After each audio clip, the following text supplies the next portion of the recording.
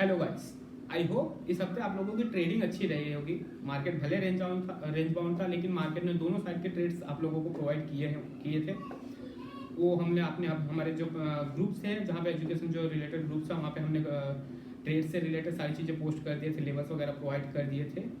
And आपको बताना चाहूँगा कि आने वाला जो मंडे है मार्केट के लिए बहुत ही एक तरीके से देखा जाए तो मेक एंड ब्रेक वाला लेवल बन सकता है ये वाला मंडे।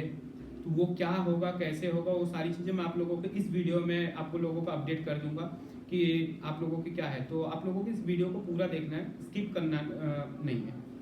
तो इस हफ्ते मार्केट ने एक्चुअली किया क्या है, पहले हम उस चीज़ पे बात कर लेते हैं। बात करते हैं पहले निफ्टी की। निफ्टी एक्चुअली देखा जाए तो लगभग 550 पॉइंट का मूवमेंट इस मार्केट ने किया था, जहाँ पे उसका हाई था 25,232 के आसपास और लो था 24,700 या 694 के आसपास था। जहाँ पे एक्चुअली देखा जाए तो वीकली बेसिस पे जो मार्केट का क्लोज था वो एक्चुअली बहुत मतलब थोड़ा खराब ही बोलेंगे, क्योंकि वो 50 डीएमए के नीचे क्लोज हुआ है।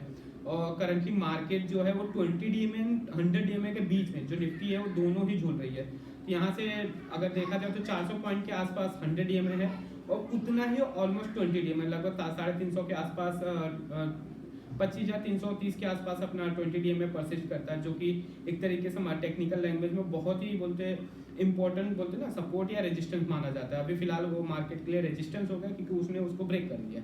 तो अभी मार्केट निफ्टी जो है 50 डीएमए के नीचे क्लोज हुआ है वीकली बेसिस पे, जो कि एक तरीके से बियरिश ट्रेंड दिखा रहा है। और मार्केट इस टाइम पे 450 पॉइंट के आसपास मतलब लगभग 450 के आसपास 100 डीएमए उसका परसिस्ट कर रहा है। अगर मार्केट ने इस हफ्ते मतलब इस हफ्ते का जो लो था जो कि था 24,694, अगर वो तोड़ दिया तो मार्केट यहाँ से मोस्ट पॉसिबिलिटी चांसेस है अगले हफ्ते के लिए अराउंड 500 से 700 पॉइंट और गिर सकता है। तो इसके लिए हमें एक तरीके से हमने इसीलिए किसी भी अपने क्लाइंट्स को कुछ भी अपडेट नहीं दिया है कि कोई भी ट्रेड कैरी करके लेके जाए, क्योंकि हम उस टाइम पे देखना चाहते हैं, क्योंकि बहुत सारी न्यूज़ भी फ्लो हो रही है मार्केट में इजराइल ईरान से रिलेटेड। वो सारी चीज़ें मैं आपको इस वीडियो के आगे में बताना चाहूँगा। उसके आगे फर्स्ट ऑफ ऑल निफ्टी की बात हमने कर ली है और अभी बात करना चाहूँगा बैंक निफ्टी की। बैंक निफ्टी इस हफ्ते रिलेटिवली निफ्टी से थोड़ा मजबूत था।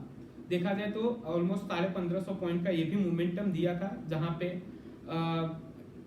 सबसे बड़ा बोलते हैं ना अपना इंडियन मार्केट्स के लिए जो था आरबीआई के गवर्नर का स्पीच, जो कि वहाँ पे थोड़ा सा डविश दिखाया, जो कि बैंक निफ्टी के लिए पॉजिटिव था। लेकिन आउट ऑफ द चीज मार्केट में उस दिन तो अच्छा परफॉर्म मतलब किया था, 700 पॉइंट 800 पॉइंट भागा था, लेकिन उस क्लोजिंग लो पे आ गई थी।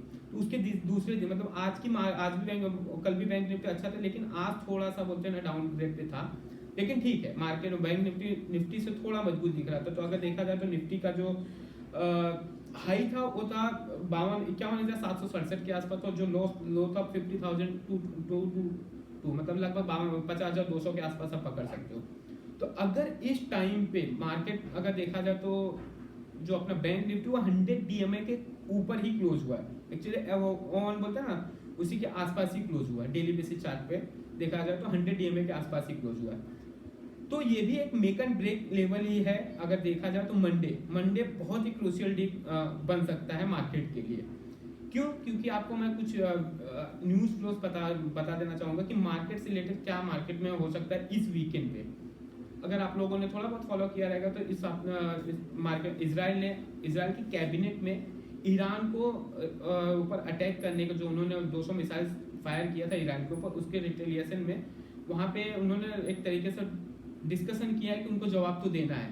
तो वो मोस्ट पॉसिबिलिटी इजराइल की जो वो रहता है प्लान्स रहता है वो वीकेंड्स में रहता है। तो हो सकता है कि सैटरडे या संडे को एक अटैक हो जाए ईरान के ऊपर। तो अगर ऐसा हो जाता है तो क्रूड ऑयल के प्राइसेस भाग जाएंगे, एटलीस्ट कम से कम 5 से 10% भाग जाएगा। मतलब ओवरऑल देखा जाए तो अगर 79 के आसपास चल रहा है, तो यहाँ से देखा तो $5-6 भी अगर तो 85 मार्केट के लिए एक तो देखा जाए तो बियरिश कैंडल हो जाएगा।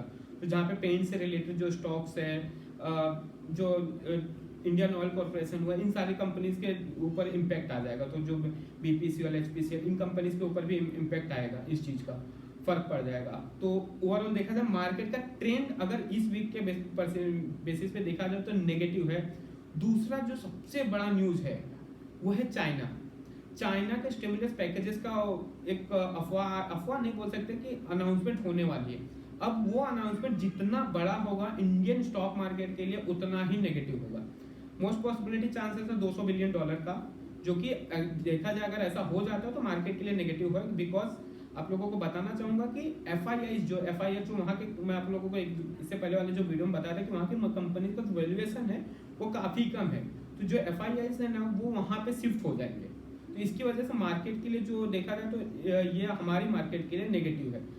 और दूसरा जो मैं आपको बताया क्रूड ऑयल से रिलेटेड जो भी शेयर्स हैं वो उनमें थोड़ा सा हमें ध्यान रखना है लॉन्ग टाइम के लिए। अभी तीसरा जो सबसे बड़ा न्यूज़ देखा जाए तो अभी महाराष्ट्र के जो इलेक्शंस है, जिस तरीके से हरियाणा में बीजेपी ने सरप्राइज किया है, अगर सेम टू सेम अगर महाराष्ट्र में अगर ऐसा हो जाता है तो मार्केट के लिए एक बूस्टअप हो जाएगी। नेगेटिव न्यूज़ फ्लो में एक पॉजिटिव न्यूज़ होगी जहाँ पे मार्केट के एक तरीके से देखा जाए सपोर्ट मिल जाएगा। होप सो मार्केट जब पुट कॉल रेशियो भी ऑलमोस्ट 1 के आसपास है, जो कि देखा जाए तो उतना ओवरसोल्ड के तरीका नहीं है, फिर भी ठीक है।